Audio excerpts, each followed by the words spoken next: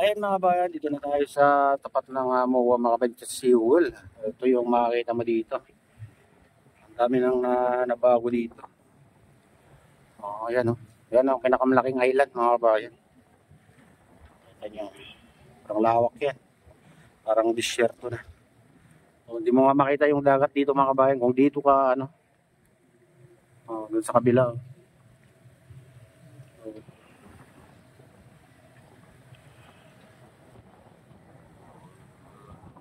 Nandito tayo sa kabilang dulo mga kabayan.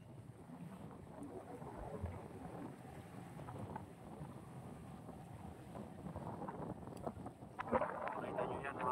Nakaisang pa yung mga barko. Malalaking barko mga kabayan sa gitna. Nakaisang kasi malakas ng agos. At wala nang mukhang wala nang laman ng mga naka-standby dun mga kabayan. Parang kargang buhangin. Lakas ng hangin dito.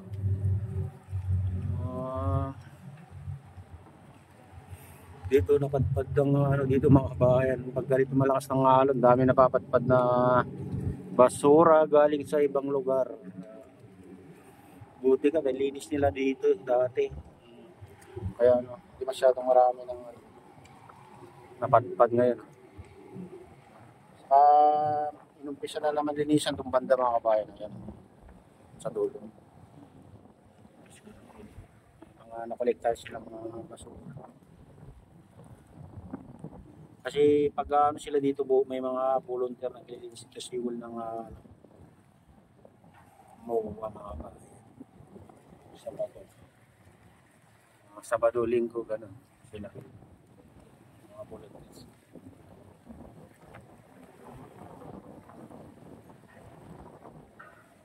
Ito yung matatanong mo dito mga kabayan, napakalawak na. Ito yung huling ginawa nila dito na sa ginawa nila dito sa tapat ng MOA mga kabayan. Sa pangalawang na tayo mag-update mga kabayan, nakaraan araw saka ngayon kasi isang buwan tayong hindi makalakad. Pa-check up muna tayo sa center mga kabayan. Medyo makirot pa yung ating kaso lang. Siyempre gusto natin lumakas kasi nanghina na tayo. Kaya nag-ride ulit mga kabayan kahit medyo may kirot konti. Para mag-update, para may parating sa inyo mga kabayan kung ano yung nangyayari dito sa Pasay Manila Bay Reclamation Project.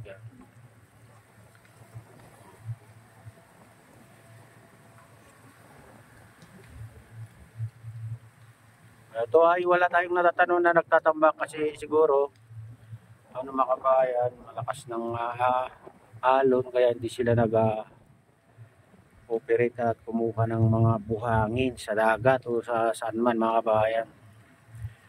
Dito meron na dredging vessel dito. Ewan ko lang kung gumagana to. Kabayan. Kasi may nakakonect naman na pipe sa likod niya. Kaya makita nyo yan yung nasa likod niya mga kabayan. Ayan. Malaking pipe yan. Parang doon siya tinatambak. Yung kinukuha niya buhangin dyan.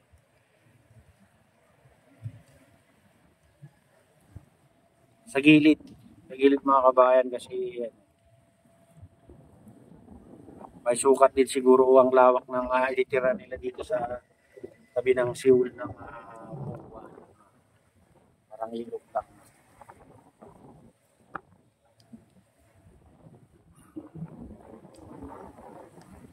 Diyan mataas dito banda mga kabayan diyan Dati diyan walang tambak diyan. Ngayon mga kabayan meron ng tambak, mababa lang. Hindi pa siguro tatambakan nila ulit yan mga kabayan. Pag okay na yung alon, yung hindi na malakas. Ganito kasi mga kabayan na lakas ng alon sa dagat. bumiyahe. Ganun. Lalo kung pinagkukunan ng buhangin na sa dagat, sa gitna.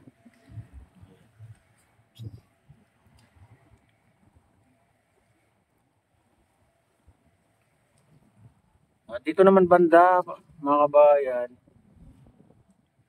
dati maluwag din yan, no? Dire-diretso dyan sa tulay ng papuntang Baclaran, mga kabayan, dyan sa Jokno Street. Ewan ko lang kung gano'n nakalawak yung tinira nila dyan. Nakakatanta siguro yung mga dyan. Mga ganyang barko. Boat, ferry boat. Pero yung mga malalaki na katulad yung nasa gitna, yung mga malalaking gano'n siguro ay hindi na pwede. Baka ma-skip na. Saka bumaba yung buhangin dyan sa gitna, mga kabayan.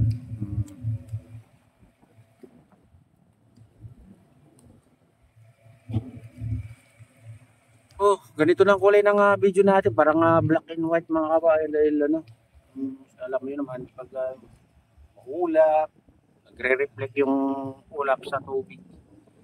Pag blue naman yung kalangitan, nagiging blue naman yung video, mga kabayan, kasi maganda yung panahon pag ito para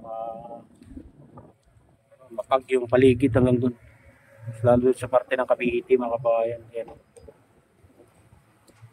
pag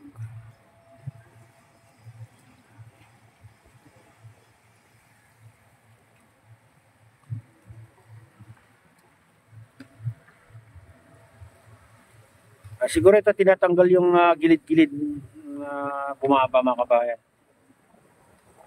May tatambak sa gitna. Oh, may mga na dyan, sasakyan na. Dati wala, mga kabayan, nakakapasok na sasakyan. Baka,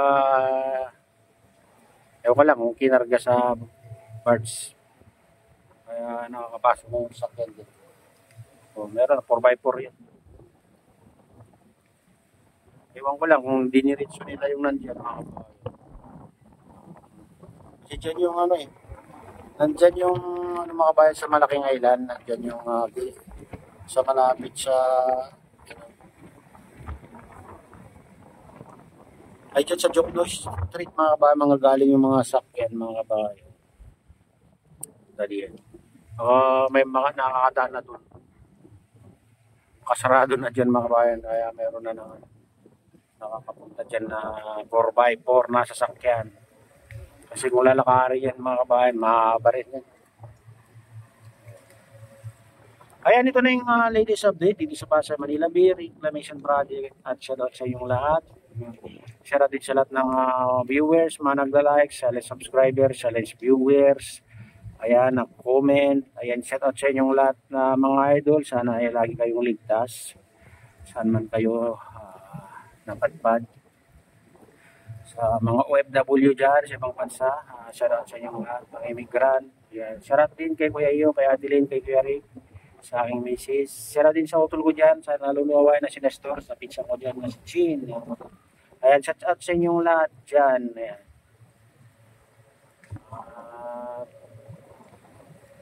Shoutout din sa RGB Bikers sa Kubang Baygada. Ayan, shoutout din kay Idol Kadeop. Ayan. Kay Arnel Babuyo. Ayan, shoutout sa inyong lahat, mga idol, kay Kuya Fred, kaya kay Kuya AD. Ayan, may kami galaw shoutout sa inyong lahat, at palay na ng Diyos, at palagi God bless.